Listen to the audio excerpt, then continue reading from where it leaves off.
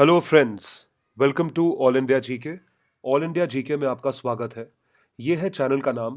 Please comment करें और subscribe करें इस चैनल पे और हमें बताएं कि आपको ये वीडियोस कैसे लग रहे हैं। तो करंट अफेयर्स 2016 का ईयर रिव्यू की सीरीज हमने चालू करी थी, जिसका ये थर्ड पार्ट है अंडर नेशनल इश्यूज। तो हम लोग इसे अलग अलग इश्यूज के बेसिस पे, अलग अलग सेक्शंस के बेसिस पे करते हैं, जैसा कि आप लोग जानते हैं।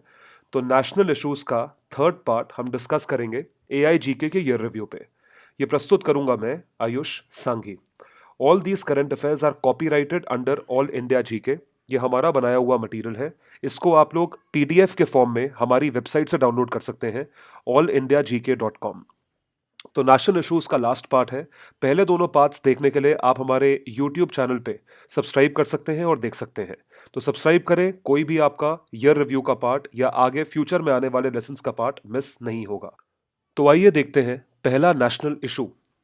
ये नेशनल इशू है इंटरनेशनल डे ऑफ योगा से रिलेटेड। आप लोग जानते हैं, जब से नई सरकार यानी कि एनडीए गवर्नमेंट पावर में आई है, तब से yoga day has been started to be celebrated as a national day on the 21 June. 21 जून को हर साल इंटरनेशनल डे ऑफ योगा मनाया जाता है पूरी दुनिया में। तो yoga for harmony and peace. तो 21 जून 2016 को दूसरा योगा का दिन था।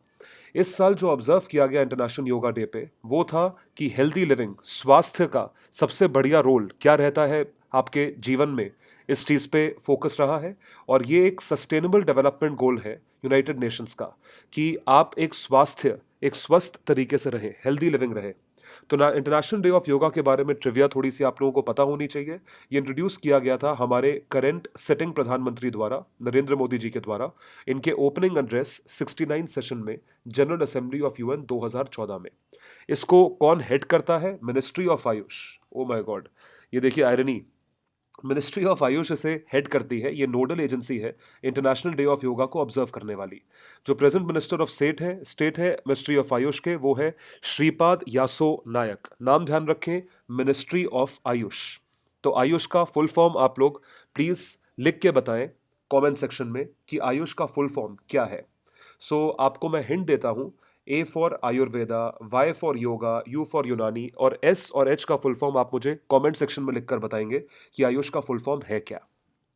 प्रधानमंत्री जन धन योजना बहुत ही एम्बिशियस स्कीम है गवर्नमेंट की। ये अनाउंस की गई थी 15 अगस्त 2014 को रेड फोर्ट से, लाल किले से हमारे प्रधानमंत्री ने प्रधानमंत्री जन धन योजना का ऐलान करा था। इसको दुनिया का सबसे बड़ा फाइनेंशियल इंक्लूजन इनिशिएटिव माना जाता है। फाइनेंशियल इंक्लूजन का मतलब है कि आप हर एक इंसान को, हर एक सिटीजन ऑफ इंडिया को फाइनेंशियली इंक्लूड करोगे। किस चीज में इंक्लूड करोगे? आप इसे बैंकिंग सेक्टर में इंक्लूड करोगे, उस इंसान का बैंक अकाउंट खुलवाकर। तो उसको कहा जाता है फाइनेंशियल इंक्लूजन का objective, that is known as financial inclusion. तो बैंक अकाउंट अगर आप खुलवाते हैं तो उसे कहा जाता है फाइनेंशियल इंक्लूजन, क्योंकि उसके जितने भी अकाउंट में पैसे आते हैं, क्रेडिट होते हैं, डेबिट होते हैं, उसको जो भी गवर्नमेंट की सब्सिडीज का, स्कीमों का फायदा पहुंचता है, वो बैंक अकाउंट के द्वारा पहुंचता है। तो अगर बैंक अकाउंट रहेगा तो आप उसे फाइनेंशियल इंक्लूजन कह सकते हैं, नहीं तो वो आदमी फाइनेंशियल एक्सक्लूजन के तौर पे कहलाएगा। हेंस इस चीज पे जनधन योजना खरी उतरती है, क्योंकि इसने कई सारे बैंक अकाउंट खुलवाए। तो Guinness book of world record बनाया गया, जहां पे 1 करोड़ 80 लाख बैंक अकाउंट खोल दिए गए एक ही हफ्ते में, within 1 week of announcement. तो 28 अगस्त को स्कीम शुरू हुई, 15 अगस्त को अनाउंस हुई, 28 अगस्त को शुरू हुई, और हफ्ते भर में 1 करोड़ 81 लाख के आसपास बैंक अकाउंट खोल दिए गए। तो पीएम जनधन योजना से रिलेटेड आपको कुछ चीजें ध्यान रखनी है, जैसे कि इंटरेस्ट ऑन डिपॉजिट आप लोगों को मिलेगा, अपना पैसा डिपॉजिट करवाने पे ब्याज मिलेगा। कोई भी मिनिमम बैलेंस रिक्वायर्ड नहीं है, ये बहुत ही इंपॉर्टेंट पॉइंट है। मिनिमम बैलेंस का मतलब, आज आप अगर आप बैंक अकाउंट खोलवाने जाते हो तो आपको बैंक अकाउंट में मिनिमम बैलेंस चाहिए होता है, 1,000 रुपए का, 500 रुपए का। इसके बिना बैंक अकाउंट नहीं खुलता है। तो जनधन योजना के तहत अगर आप अकाउंट खुलवाते हैं, आपको इन मिनिमम बैलेंसेस की रिक्वायरमेंट नहीं है। एक्सीडेंटल इंश्योरेंस आपको मिलेगा 1 लाख रुपए का कवर। अगर आपको एक्सीडेंट होता है तो आपको लाख रुपए गवर्नमेंट पे करेगी। लाइफ इंश्योरेंस कवर है 30,000 रुपए का। आप पैसा आसानी से ट्रांसफर कर पाओगे एक बैंक अकाउंट से दूसरे बैंक अकाउंट तक, मनी अक्रॉस इंडिया, हिंदुस्तान में कहीं पे भी। जनधन योजना के जो बेनिफिशरीज हैं उनको डीबीटी, गवर्नमेंट की जो स्कीम है डीबीटी, डायरेक्ट बेनिफिट ट्रांसफर, इस चीज़ का फायदा मिलेगा इन अकाउंट्स में। मतलब मान लीजिए आपका जनधन योजना में अकाउंट खुला है और आप नरेगा के तहत एम्प्लॉयड है, MGNREGS के तहत एम्प्लॉयड है, तो आपको जो भी सैलरीज आएंगी, what ever salaries you will be given, आपको ये सारी की सारी सैलरीज आपके बैंक अकाउंट में डायरेक्टली ट्रांसफर हो जाएंगी। इसको कहा जाता है डायरेक्ट बेनिफिट ट्रांसफर। तो ये चीज़ आपको मिलेगी। Accidental insurance cover RuPay debit card के तहत 45 दिन में एक बार कम से कम यूज़ किया जाना चाहिए, ताकि पता चलता रहे कि वो अकाउंट एक्टिव है। ओवरड्राफ्ट फैसिलिटी 2500 रुपये तक है। अगर 2500 रुपये की ओवरड्राफ्ट फैसिलिटी आप 6 महीने तक कामयाबी के साथ अवेल करते हैं, तो इसी को बढ़ा के लिमिट 5000 कर दी जाएगी, अप टू 5000 रुपीज़। ये अवेलेबल है एक अकाउंट पे पर house hold, preferably lady of the house hold, जो घर की महिला है, उनके ऊपर उनके नाम पे ये चीज़ दी हुई है। तो 2500 रुपये का ओवरड्राफ्ट है और उसके बाद 5000 रुपये तक बढ़ सकता है अगर आप इस पे डिफॉल्ट नहीं करते हैं। Make in India campaign, government का सबसे ambitious campaign. Make in India, Hindustan में बनाओ। क्या बनाओ? कुछ भी मैन्युफैक्चर करो, हिंदुस्तान में बनाओ। एम क्या है? To promote India as an important investment destination, कि बाहर के लोग आके हिंदुस्तान में इन्वेस्ट करें, जिसकी वजह से हिंदुस्तान में मैन्युफैक्चरिंग बढ़े। तो एक ग्लोबल हब बनाया जा रहा है इन्वेस्टमेंट का, और इसका एम है एंटरप्रेन्योरशिप को प्रमोट करना। इसका एम है कि वो कंडक्टिव एनवायरनमेंट बनाए इन्वेस्टमेंट के लिए, मॉडर्न और एफिशिएंट इंफ्रास्ट्रक्चर, नए सेक्टर्स को खोला जाए फॉरेन इन्वेस्टमेंट में, जहाँ पे FDI का इन्वेस्टमेंट इनफ्लो हो। तो ये सारी चीज़ें एम करी जा रही हैं मेक इन इंडिया कैंपेन के तहत। तो बेसिक एम याद रखें, मैन्युफैक्चरिंग का जो डेफिसिट है हमारी कंट्री में, क्योंकि हमारी कंट्री में मैन्युफैक्चरिंग बहुत कम है, इस चीज़ को बढ़ावा देने के लिए और इस डेफिसिट को खत्म करने के लिए मेक इन इंडिया कैंपेन को बढ़ाया जा रहा है। इसके टारगेट्स बहुत एम्बिशियस लगाए गए थे कि मैन्युफैक्चरिंग सेक्टर में ग्रोथ जो देखी जानी चाहिए वो 12 से 14% पर एनम एक मीडियम टर्म में, और इससे कई ज़्यादा लॉन्ग टर्म में देखी जानी चाहिए। मैन्युफैक्चरिंग का कंट्रीब्यूशन GDP में ज़्यादा रहे 2022 तक। क्या है? Increase in share of manufacturing in countries GDP 16 से 25% तक है 2022 तक। बहुत ही एम्बिशियस टारगेट है, क्योंकि डीमोनेटाइजेशन के बाद GDP पे नेगेटिव इंपैक्ट रहा है। तो मैन्युफैक्चरिंग GDP में कंट्रीब्यूट करे और वो भी इतना ज़बरदस्त कंट्रीब्यूशन रखे, इसका ये टारगेट अचीव होना मुश्किल है, लेकिन नामुमकिन नहीं है। जिस वजह से मेक इन इंडिया कैंपेन को इंक्रीज करना या मेक इन इंडिया कैंपेन को अचीव करना is considered to be the most ambitious mission of the NDA government. और इसके तहत 100 million additional jobs, 100 million jobs create होंगी 2022 तक मैन्युफैक्चरिंग सेक्टर में। 100 मिलियन का मतलब हुआ 10 करोड़ नौकरियां 2022 तक मैन्युफैक्चरिंग सेक्टर में होगी। जाहिर सी बात है, आप एक इन्वेस्टमेंट डेस्टिनेशन बनाओगे ताकि हिंदुस्तान में लोग आके इन्वेस्ट करें, आके इन्वेस्ट करेंगे, फैक्ट्री खड़ी करेंगे, तो फैक्ट्री में काम करने के लिए लोग चाहिए होंगे, तो लोगों की नौकरियां बढ़ेंगी। डिजिटल इंडिया कैंपेन, ये भी एक बहुत अच्छा कैंपेन है जहाँ पे डिजिटली चीज़ों को प्रमोट किया जा रहा है। डिजिटल इंडिया कैंपेन का बहुत ज़्यादा महत्व पता लगा डीमोनेटाइजेशन के दौरान, जहाँ पे ये बताया गया कि कैशलेस सोसाइटी तभी हो पाएगी अगर डिजिटल इंडिया कामयाब है। तो डिजिटल इंडिया ये है कि जितनी भी सर्विसेज, जितनी भी सुविधाएं लोगों को मिलती हैं अवेलेबल टू सिटीजन्स, ये इलेक्ट्रॉनिकल मोड से मिले बाय इम्प्रूविंग ऑनलाइन इंफ्रास्ट्रक्चर को बढ़ावा मिले और इंटरनेट कनेक्टिविटी को बढ़ाया जाए। देखिए, दोनों चीज़ें चाहिए, इंफ्रास्ट्रक्चर चाहिए, ऑप्टिकल फाइबर नेटवर्क चाहिए, और इंटरनेट की स्पीड भी चाहिए। 1 जुलाई 2015 को ये चीज़ लॉन्च हुई थी। डिजिटल इंडिया कैंपेन को एग्जीक्यूट करने का जो डिपार्टमेंट है उसका नाम है department of electronics and information technology, short form deity. Repeat करूंगा डिपार्टमेंट का नाम, इलेक्ट्रॉनिक्स एंड इंफॉर्मेशन टेक्नोलॉजी। तो अलग अलग फेजेस में 2018 तक का इसका टारगेट है अचीव करने का। तो डिजिटल इंडिया के कई सारे ऑब्जेक्टिव्स हैं, जिसमें से इनको 9 पिलर्स पे ग्रोथ पे फोकस रखना है। Growth area, broadband highways, universal access to mobile connectivity, public interest access program, e governance, reforming government through technology, e Kranti electronic delivery of services, information for all, electronics manufacturing, IT for jobs, early harvest programs. इसमें से कुछ programmes, कुछ pillars बहुत important हैं digital India के campaign के कामयाबी के लिए। पहला है universal access to mobile connectivity. जितने लोग मोबाइल पे यूज़ करते हैं उससे बहुत कम लोग नॉर्मल सिस्टम्स में इंटरनेट यूज़ करते हैं। दूसरा है IT for jobs, information technology नौकरियों के लिए ये बहुत महत्वपूर्ण है, इस चीज़ की रिक्वायरमेंट है। और ई Kranti electronic delivery of services, आपको किसी सर्विस की रिक्वायरमेंट है तो आपको वो सर्विस इलेक्ट्रॉनिक बेसिस पे मिल सके। जैसे कि फ़ोन पे आपकी सर्विसेज को सॉल्व किया जा सकते हैं, फ़ोन पे अगर आप अपनी कंप्लेंट दर्ज करवाएं तो उस चीज़ का समाधान फ़ोन पे हो सकता हो या इलेक्ट्रॉनिकली हो सकता हो। तो ये कुछ पिलर्स हैं आपको डिजिटल इंडिया के तौर पे याद रखने हैं। स्वच्छ भारत अभियान भी गवर्नमेंट का एक बहुत मेजर मिशन है, जो कि गवर्नमेंट ने 2 अक्टूबर 2014 में लॉन्च किया था, गांधी जयंती वाले दिन। तो नेशनल कैंपेन है जो 4041 सिटीज और टाउन्स को कवर करता है, ताकि सड़क, गांव, गली सब कुछ साफ रहे, बिल्कुल साफ रहे। ये हमारे प्रधानमंत्री द्वारा स्टार्ट किया गया मिशन है, जिन्होंने 9 फेमस पर्सनालिटीज को लॉन्च किया था, जिसमें सचिन तेंदुलकर, अमिताभ बच्चन, प्रियंका चोपड़ा, इन सब लोगों को बोला था कि आप सफाई में कंट्रीब्यूशन दें। तो उनको नॉमिनेट करा और चैलेंज करा कि आप कुछ ना कुछ साफ करके दिखाएं। तो क्लीन इंडिया का विजन बनाया गया है प्रधानमंत्री द्वारा, जो कि 2 अक्टूबर 2019 तक अचीव होना ही होना है, जो कि 150वीं एनिवर्सरी है, 150वीं बर्थ एनिवर्सरी है, उनके पैदा होना का जन्म दिवस है महात्मा गांधी जी का। तो तब तक बिल्कुल क्लीन इंडिया, स्वच्छ इंडिया का सपना देखा है हमारे प्रधानमंत्री में। तो ऑब्जेक्टिव्स क्या क्या है स्वच्छ भारत अभियान के? एलिमिनेशन ऑफ ओपन डेफिकेशन, जो लोग ओपन डेफिकेशन प्रैक्टिस करते हैं, जो लैट्रिन यूज नहीं करते हैं, उन लोगों को आप बाहर जाने से रोकें। तो आप देखते होंगे ओपन डेफिकेशन पे अमिताभ बच्चन साहब के बहुत एडवर्टाइजमेंट्स आते हैं, टीवी पे आते हैं, विद्या बालन का एडवर्टाइजमेंट रेडियो पे आता है। तो ओपन डेफिकेशन को एलिमिनेट करना। Eradication of manual scavenging, manual scavenging का मतलब होता है जो लोग गटर साफ करते हैं, सीवेज साफ करते हैं। तो मैनुअल स्कैवेंजिंग, जो इंसान बेचारे उसमें घुसते हैं, उनका जो हेल्थ पे जितना नेगेटिव इंपैक्ट होता है सीवर खोलने में, गटर खोलने में, वो बहुत नेगेटिव होता है, बीमारियों से पीड़ित रहते हैं, उनको प्रॉपर केयर नहीं दिया जाता। तो मैनुअल स्कैवेंजिंग एक्ट, ये एक्ट लाया गया है उन लोगों को सुविधा प्रोवाइड करने के लिए, जिस वजह से मैनुअल स्कैवेंजिंग को इरेडिकेट किया जाए, उसको प्रॉपर तरीके से लाया जाए। मॉडर्न और scientific municipal solid waste management, जो सॉलिड वेस्ट इंसानों से जनरेट होता है और जो घरों में जनरेट होता है, उसका मैनेजमेंट हो, जिसकी वजह से उससे जो एनर्जी निकलती है उसको प्राप्त करके स्टोर किया जा सके और उससे काम किया जा सके, उससे उसको सही यूज में लाया जा सके। बिहेवियरल चेंज, सबसे बड़ी प्रॉब्लम ये है भैया, ओपन डेफिकेशन तो तब स्टॉप होगा ना अगर लोग बाथरूम यूज करना शुरू करेंगे। तो हेल्दी सैनिटेशन प्रैक्टिस आपको ये बताया जा सकता है, और ये बहुत सारे इंटरनेशनल ऑर्गेनाइजेशंस ने कवर करी हुई न्यूज़ है कि लोगों के घरों में बाथरूम होने के बाद भी वो बाहर जाते हैं। तो हेल्दी सैनिटेशन प्रैक्टिस की आदत लोगों में डालनी पड़ेगी, वो बिहेवियर चेंज है, सिर्फ टॉयलेट बनाने से नहीं होगा, उनको बिहेवियरल चेंज करके दिखाइए।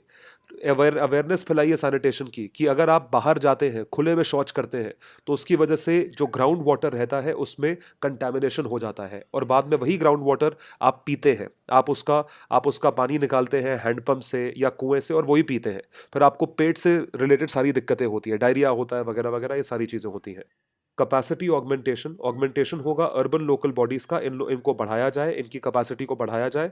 And to create an enabling environment private sector participation का केपेक्स में। Capital expenditure, capex capital expenditure का मतलब ये है कि आप और ज़्यादा बाथरूम्स बनाओ, और ज़्यादा डस्टबिन इंस्टॉल करवाओ, साफ सफाई का प्रबंध रखो, ये कैपिटल एक्सपेंडिचर है। और प्लांट्स बनाओ जहाँ पे गंदगी का ट्रीटमेंट हो सके, तो ये सारी चीज़ें केपेक्स में आती हैं। और उन चीज़ों को मेंटेन करो, मतलब डस्टबिन भरे तो डस्टबिन को साफ तो करवाओ रोज़ के हिसाब से या 2 दिन में एक बार, उसको बोलते हैं ऑपरेशनल एक्सपेंडिचर। तो ये सारे टारगेट्स हैं स्वच्छ भारत अभियान के, जो कि गवर्नमेंट को अचीव करने चाहिए। बेटी बचाओ बेटी पढ़ाओ अभियान, इसमें एक टर्म और ऐड कर दीजिए जो लास्ट ईयर ओलंपिक्स के बाद देखा गया था या बोला गया था, बेटी खिलाओ आंदोलन।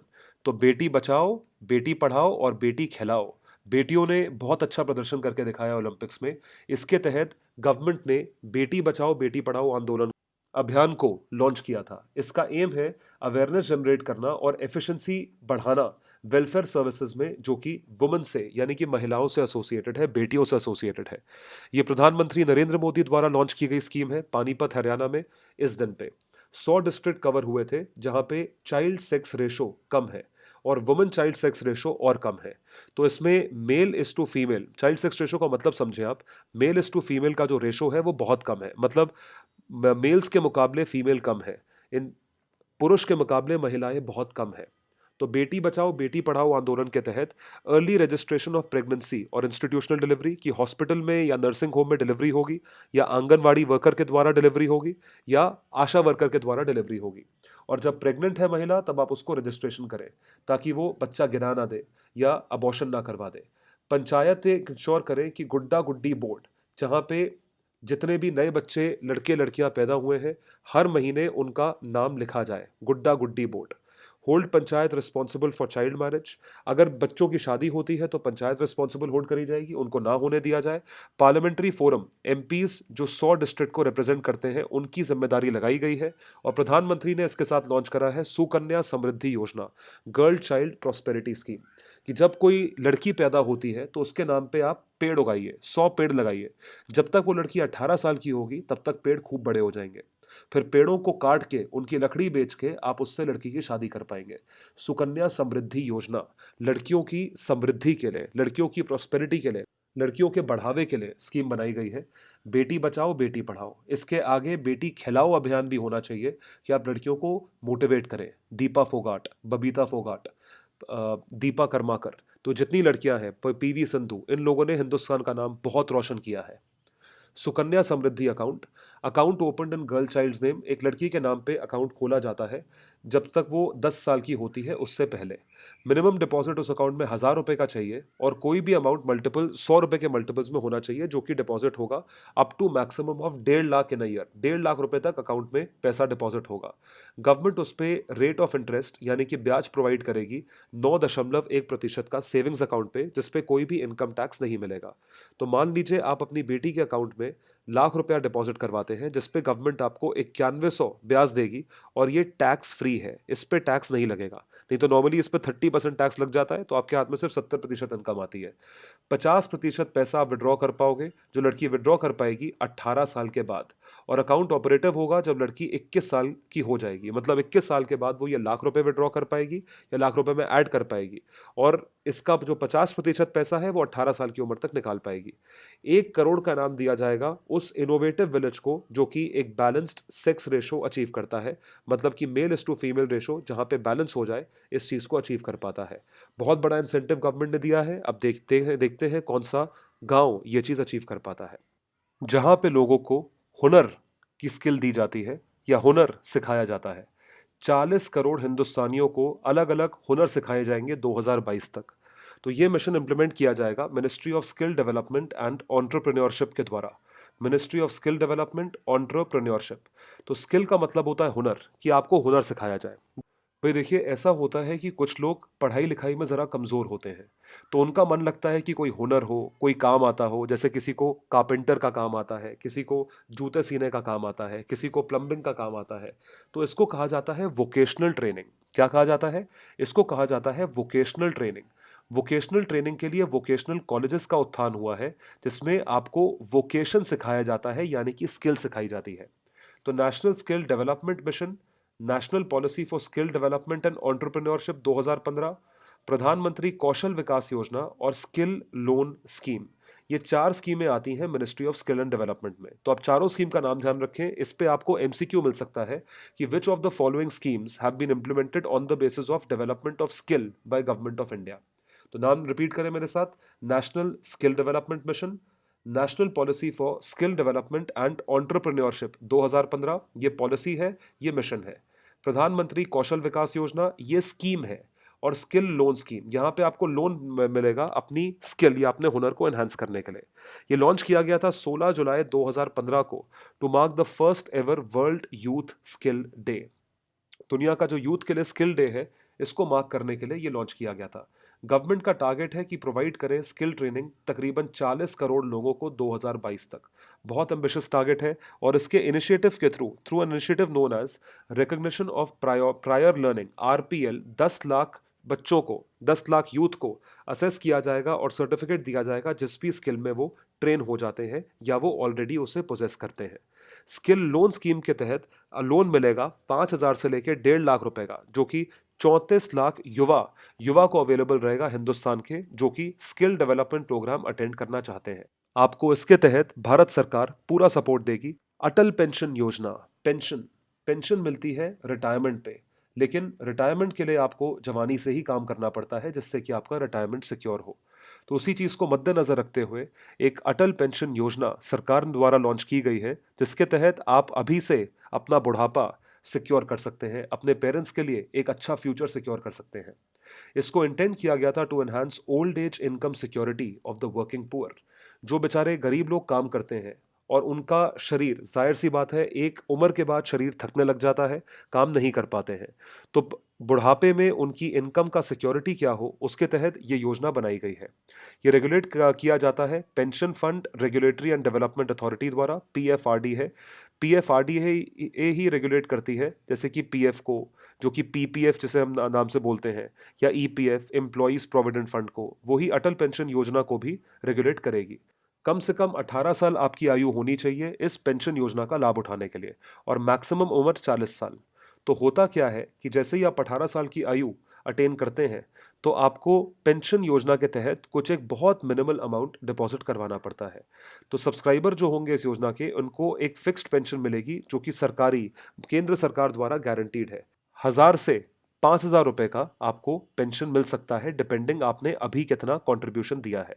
तो सरकार ने कई सारी फिगर्स दी हैं, उसमें एक फिगर है कि आप सालाना बेसिस पे 12 रुपए अगर अटल पेंशन योजना में डिपॉजिट करवाते हैं, मात्र 12 रुपए, यानी कि 1 रुपए प्रति माह, 1 रुपए per month, 12 rupees per annum if you deposit in Atal pension योजना, तो आपको 1 से 5000 रुपए तक का पेंशन मिलेगा रिटायरमेंट की एज पे। अटल पेंशन योजना बहुत ही महत्वपूर्ण स्कीम गवर्नमेंट ऑफ इंडिया द्वारा बनाई गई। अमृत, AMRUT, फुल फॉर्म है Atal mission for rejuvenation and urban transformation. Rejuvenation यानी कि जितने भी अर्बन एरियाज हैं जिनको नया बनाने की जरूरत है, उनको किया जाएगा, और ट्रांसफॉर्म किया जाएगा अर्बन ट्रांसफॉर्मेशन के तहत। 25 जून 2015 को लॉन्च किया गया अर्बन रीन्यूअल प्रोजेक्ट को, जिससे तहत जितना भी पानी का सप्लाई है और सीवेज नेटवर्क्स है, इन सबको सुधारा जा सके। रोबस्ट सीवेज नेटवर्क्स, इसको सुधारा जा सके, और वाटर सप्लाई अर्बन ट्रांसफॉर्मेशन के लिए ठीक किया जा सके, जिससे कि अर्बन एरियाज में आपको पानी के सप्लाई की दिक्कत ना हो। तो स्कीम का नाम ध्यान रखें, rejuvenation and urban transformation. RUT आपको याद रहेगा, AM आपको याद आ जाएगा। अटल मिशन है रिजुविनेशन एंड अर्बन ट्रांसफॉर्मेशन का। राजस्थान पहला स्टेट है हिंदुस्तान में जिन्होंने स्टेट एनुअल एक्शन प्लान अमृत में इसकी रिपोर्ट सबमिट करी है। तो कामयाब रहा राजस्थान इस चीज में, तो आप ध्यान रखें, पहला स्टेट राजस्थान है। स्कीम का नाम है रिजुविनेशन एंड अर्बन ट्रांसफॉर्मेशन, और ये किस लिए है? वाटर सप्लाई अर्बन एरियाज में सही करने के लिए। तो उसके लिए अगर इंफ्रास्ट्रक्चर ठीक करना हो, पाइपिंग ठीक करना हो, नालियां ठीक करना हो, ये सब कुछ इस मिशन के तहत होता है। तो इस मिशन को इंप्लीमेंट किया जाएगा गवर्नमेंट ऑफ इंडिया द्वारा प्लस प्राइवेट कंपनीज द्वारा, यानी कि इसको किया जाएगा पब्लिक प्राइवेट पार्टनरशिप मॉडल पे। It will be done on the basis of public private partnership. तो ध्यान रखें आप, बहुत ही इंपॉर्टेंट है, क्योंकि गवर्नमेंट पूरा पैसा इस पर नहीं खर्च कर रही है। तो आपकी खुशी की बात है कि भाई गवर्नमेंट टैक्स पेयर का पैसा नहीं खर्च कर रही है, प्राइवेट वाले लोगों का भी पैसा यहाँ पे लगवाती है। तो अमृत मिशन के कई पर्पसेस हैं। पहला तो जैसा कि आपने जाना, पानी पे फोकस है, तो सबको नलों से पीने का पानी और सीवेज कनेक्शन ये मिलेगा। इसके साथ साथ और पार्क्स की फैसिलिटी, यानी कि ग्रीनरी, हरियाली की फैसिलिटी है, और पार्क्स बनेंगे और हरियाली होगी और पेड़ों को लगाया जाएगा, ये चीज़ आएगी। और पोल्यूशन को कम किया जाएगा, जिससे क्योंकि लोग पब्लिक ट्रांसपोर्ट को यूज़ करेंगे, ऐसा गवर्नमेंट का दावा है अमृत मिशन के तहत। तो आप नाम ध्यान रखें, ऑब्जेक्टिव ध्यान रखें, Amrut mission. Stand up India scheme, stand up India scheme बहुत ही इंपॉर्टेंट स्कीम है। तो स्टैंड अप इंडिया ये स्टार्टअप इंडिया के साथ लॉन्च करी गई थी। स्टार्टअप इंडिया एक ऐसी स्कीम है जो कि स्टार्टअप्स यानी कि नए बिजनेसेस को सपोर्ट करती है। तो स्टार्टअप इंडिया के साथ जो दूसरी स्कीम लॉन्च करी गई थी वो स्टैंड अप इंडिया थी। स्टार्टअप इंडिया के जैसे ही स्टैंड अप इंडिया भी जो जो लोग स्टार्टअप करना चाहते हैं उन्हीं को सपोर्ट करेगी, लेकिन उनमें से किन लोगों को सपोर्ट करेगी, आइए जानते हैं। Stand up India scheme bank द्वारा इंप्लीमेंट करी जाएगी, जहां पे बैंक लोन्स देंगे 10 लाख से 1 करोड़ के बीच टू SC ST यानी कि शेड्यूल्ड कास्ट शेड्यूल्ड ट्राइब्स को और वुमेन एंटरप्रेन्योर्स को। इन लोगों को इसके तहत पैसा दिया जाएगा, SC ST और वुमेन एंटरप्रेन्योर्स को। तो ये आपको MCQ में देखने को मिल सकता है। देखिए, स्टार्टअप इंडिया में जो लोन दिया जाएगा वो दिया जाएगा सब लोगों को, लेकिन अगर SC ST या वुमेन एंटरप्रेन्योर्स हैं तो वो स्पेसिफिकली जो लोन अप्रूव करवा सकते हैं वो स्टैंड अप इंडिया मिशन से करवा सकते हैं। बहुत अच्छा इनिशिएटिव गवर्नमेंट ऑफ इंडिया का है। इस चीज को गवर्नेंस भाषा में बोला जाता है सोशल इंक्लूजन।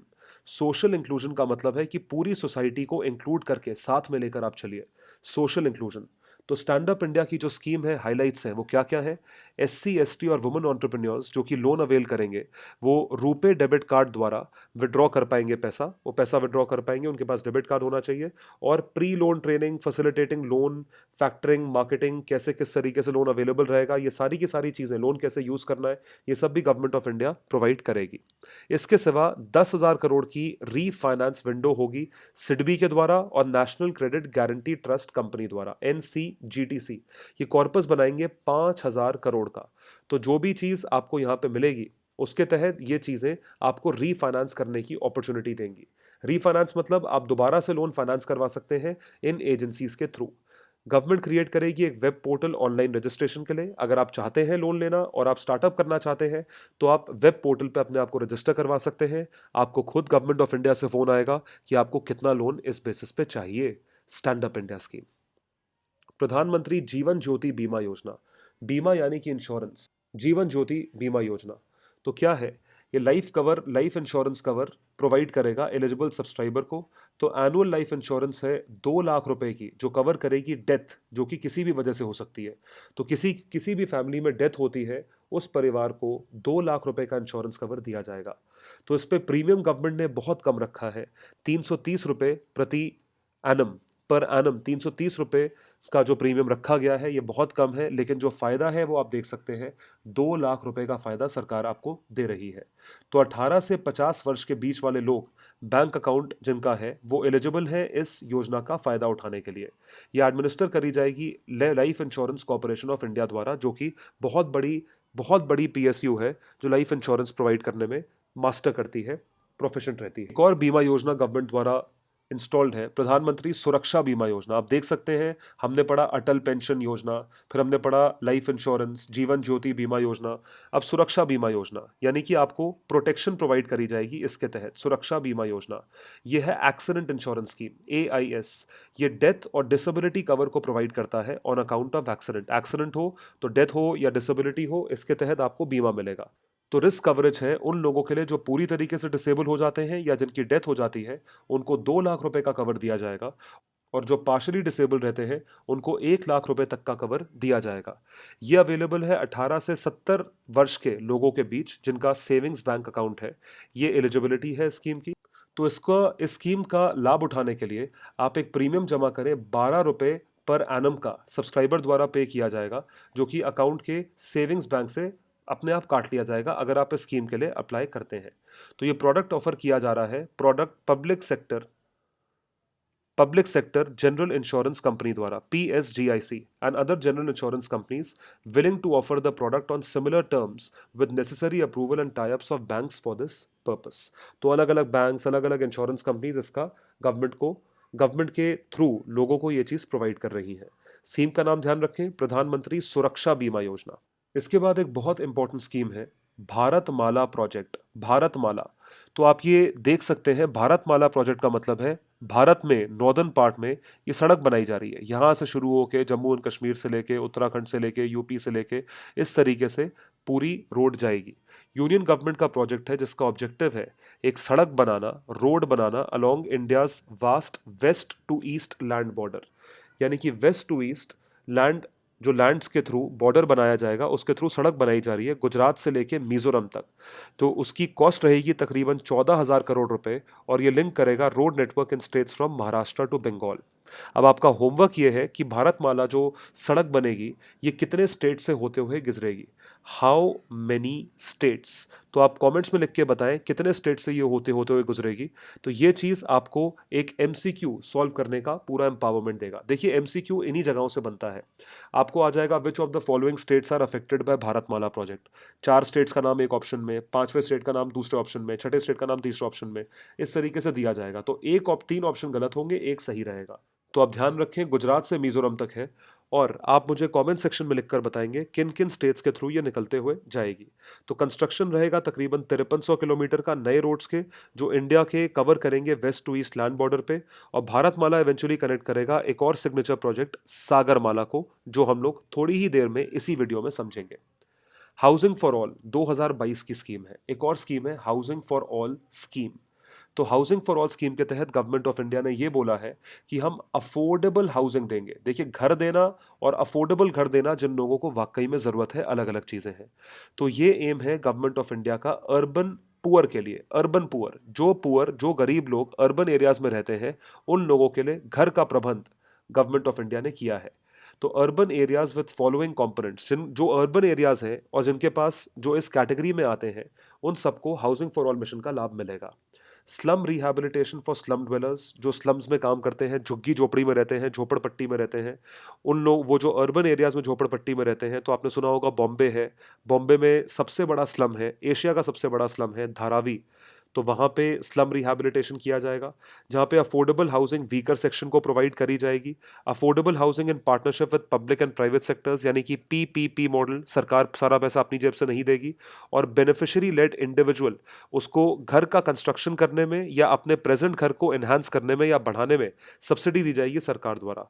तो अर्बन एरियाज के लिए ये एम है गवर्नमेंट का कि ये housing for all mission provide करे। तो सेंट्रल गवर्नमेंट ने ग्रांट किया है 1 लाख रुपए प्रति घर ऑन एन एवरेज, ये अवेलेबल रहेगा स्लम रिहैबिलिटेशन प्रोग्राम के तहत। तो जितने भी लोग स्लम्स में रहते हैं, उनको 1 लाख रुपए तक एक घर पे, एक फैमिली को दिया जाएगा सरकार द्वारा, ताकि वो घर बनाने में उनको हेल्प हो। तो स्टेट गवर्नमेंट जो है वो फ्लेक्सिबिलिटी देगी in deploying the slum rehabilitation grant to any slum rehabilitation project. Slum rehabilitation project को ये चीज बढ़ाई जाएगी। हाउसिंग फॉर ऑल 2022 तक अचीव करने का सरकार का टारगेट है।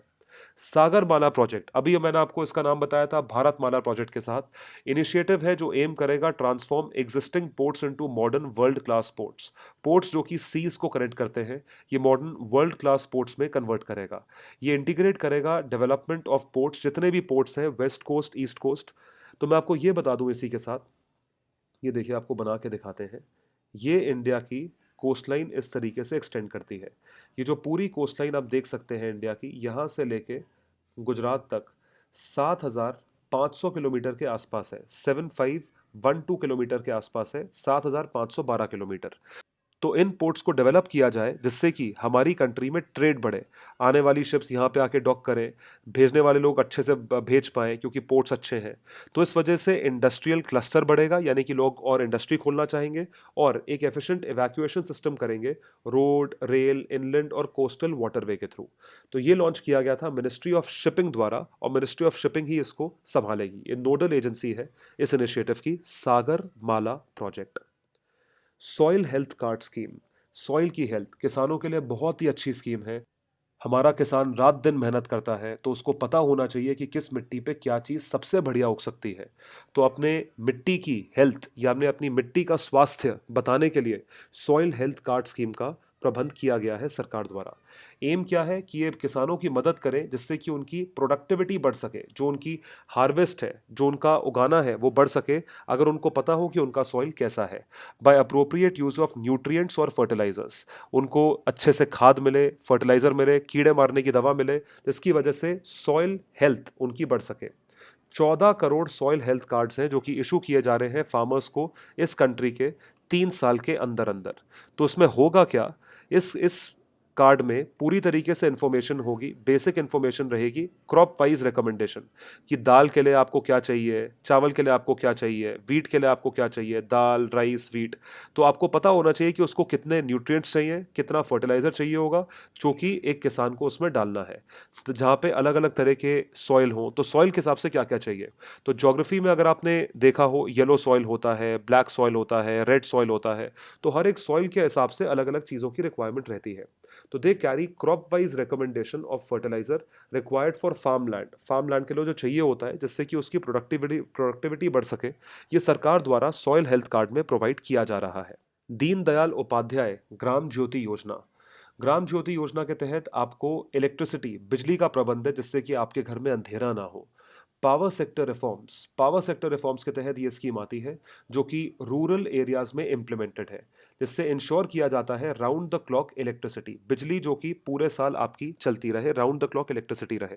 ये पावर हाउस है, scheme focuses on feeder separation, जिससे कि आपको पूरी तरीके से जो बिजली के ट्रांसमिशन टावर्स हैं, ट्रांसफॉर्मेशन टावर्स हैं, डिस्ट्रीब्यूशन टावर्स हैं, इंफ्रास्ट्रक्चरल टावर्स हैं, इनका मीटर सही रहे और ये रूरल एरियाज़ में पूरी तरीके से चले, जिससे कि लोगों को बिजली का एक्सेस मिले। तो स्कीम का आउटले है तकरीबन 76,000 करोड़ रुपए इस प्रोजेक्ट को इम्प्लीमेंट करने के लिए, जिसमें से सेंटर तकरीबन 63,000 करोड़ रुपए देगा, बाकी स्टेट गवर्नमेंट्स द्वारा दी जाएंगी। दीनदयाल उपाध्याय ग्राम ज्योति योजना, दीनदयाल उपाध्याय श्रमेव जयते कार्यक्रम, ये दूसरी स्कीम है। ये एक सस्टेनेबल एनवायरनमेंट बेसिस पे स्कीम बनाई गई है। तो to create conducive environment for industrial development, industry को डेवलप करने के लिए एक एनवायरनमेंट हो ताकि इंडस्ट्रीज वहाँ पे फ्लरिश कर सकें। यानी कि आपको इंडस्ट्री के लिए क्या क्या चाहिए, आपको प्रॉपर सड़क चाहिए, आपको प्रॉपर पानी का सप्लाई चाहिए, प्रॉपर बिजली चाहिए, ये सब चीज़, प्रॉपर रेलवे लाइन चाहिए, अवेलेबिलिटी ऑफ लेबर चाहिए, बने हुए घर चाहिए, एक साफ़ सुथरा एनवायरनमेंट चाहिए, ये सब चीज़ें चाहिए होती है।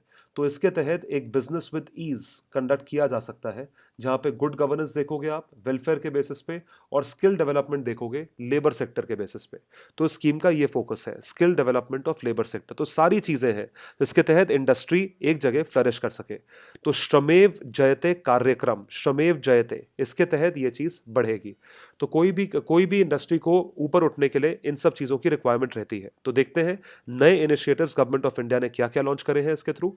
Labour will be given labour identification mark, unique labour identification number और लोकल इंटरकनेक्ट नेटवर्क दिया जाएगा, जिससे कि वो ऑनलाइन रजिस्टर कर सकें अपने आप को। लेबर पोर्टल श्रम सुविधा नेटवर्क दिया जाएगा, जिससे वो अपने आप को रजिस्टर कर सकें। तो इसको ULP के नाम से जाना जाता है। और transparent and accountable labour inspection scheme to facilitate ease of compliance, जिससे कंप्लायंस ठीक से हो सके, सब कुछ बढ़िया तरीके से हो सके। अप्रेंटिस प्रोत्साहन योजना, ताकि योजना बनाई गई है ताकि अप्रेंटिस जो नए हैं, जिनको बेचारों को काम नहीं आता, उनको ठीक से काम सिखाने के लिए। Portability through universal account number of employees provident fund account holders, जितने भी यूनिवर्सल अकाउंट नंबर प्रोवाइड करे जाएंगे एम्प्लॉयज को प्रोविडेंट फंड अकाउंट द्वारा, ये भी उनको करा जाएगा ताकि लेबर का फ्यूचर भी सिक्योर रहे। तो ये सारी चीज़ें करी जा रही हैं। देखिए, जब तक लेबर खुश नहीं होगी, आपकी इंडस्ट्री डेवलप नहीं कर पाएगी। पूरा इंफ्रास्ट्रक्चर होने से भी पहले लेबर का जो सेटिस्फैक्शन है वो मैटर करता है। तो इंडस्ट्रियल डेवलपमेंट के लिए देख सकते हैं आप लोग, लेबर से रिलेटेड कितनी सारी स्कीम्स हैं। लेबर खुश तो आप खुश, लेबर ना खुश तो आपकी इंडस्ट्री नहीं चल पाएगी। इसके बाद आखिरी स्कीम पे आते हैं, हृदय scheme, national heritage development and augmentation योजना। फिर से रिपीट करूंगा नाम, हेरिटेज डेवलपमेंट एंड ऑगमेंटेशन योजना। इसका मेजर एम है कि आपके कल्चर को बचाया जाए, to rejuvenate the rich cultural heritage of India. Bharat का इतना बढ़िया कल्चरल हेरिटेज रहा है, इस चीज़ को इम्प्रूव करना, प्रिजर्व करना, रीजुविनेट करना, तो ये हृदय स्कीम के द्वारा किया जाएगा। हेरिटेज इंडिया का प्रिजर्व रहे, क्योंकि इंडिया का रिच हेरिटेज है। ये कहा जाता है और बहुत दुख की बात है, India is the only country that does not preserve its heritage.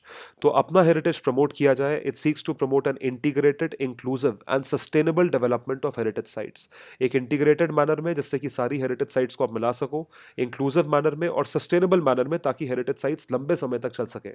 तो इनिशियल फेज में हृदय जो है ये 12 हेरिटेज साइट्स को कवर करेगा। देखिए, बहुत इंपॉर्टेंट है, 12 हेरिटेज साइट्स जिनको प्रिजर्व किया जाएगा, जिनको ठीक से रखा जाएगा। तो इसमें कौन कौन सी हेरिटेज साइट्स आती हैं?